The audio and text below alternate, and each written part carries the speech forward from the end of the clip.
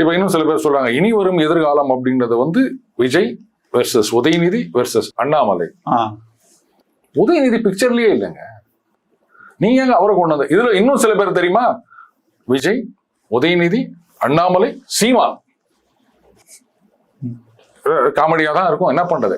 இன்னும் சில பேர் அப்படி சொல்லிட்டு இருக்காங்க. இன்றைக்கு களம் அப்படின்றது விஜய் வெர்சஸ் அண்ணாமலை, இவ்வளவுதாங்க. அதுக்கு மேல ஒண்ணும் கிடையாது. நீங்க சும்மா யாரை வேணா கொண்டு வந்து சேர்த்துக்கலாம். உங்களுக்கு வேணும்னா ராம்ஸ், டெய்லி பஞ்சார், நம்ம கேமராமேன் அப்படின்னு கூட சேர்த்துக்கலாம். ஒரு சீட்டு சார் பாஜக 108 சார் டிவிக்கு. இடையில இருக்கக்கூடிய 57 திமுக விட்டுறீங்க, 42 திமுக விட்டுறீங்க, 47 அதிமுக விட்டுறீங்க, தேமுதிக இருக்குது. டக்குன்னு ஒன்ன கொண்டு வைக்கிறீங்களா சார்? எப்படி சார் இது நியாயமா? அது பாஜக முதல்ல ஆரம்பிச்சப்போ 2 எம்பில ஆரம்பிச்சாங்க, எல்லாம் சிரிச்சாங்க. அதுக்கப்புறம் 89லயும் வந்து அவங்களால 3 டிஜிட்டை தொட முடியலன்னு நினைக்கிறேன், லெஸ் தென் தட் தான் நினைக்கிறேன். அதுக்கப்புறமும் அவங்களால மெஜாரிட்டிக்கு வர முடியல. அப்புறம் 1999 வராங்க. 2004 மறுபடியும் அந்த ஆட்சியை இழக்கின்றார்கள். அதுக்கு ஒரே ஒரு காரணம், இங்க தமிழ்நாடு ஆந்திரா ஃபிளிப் ஆனது தான்.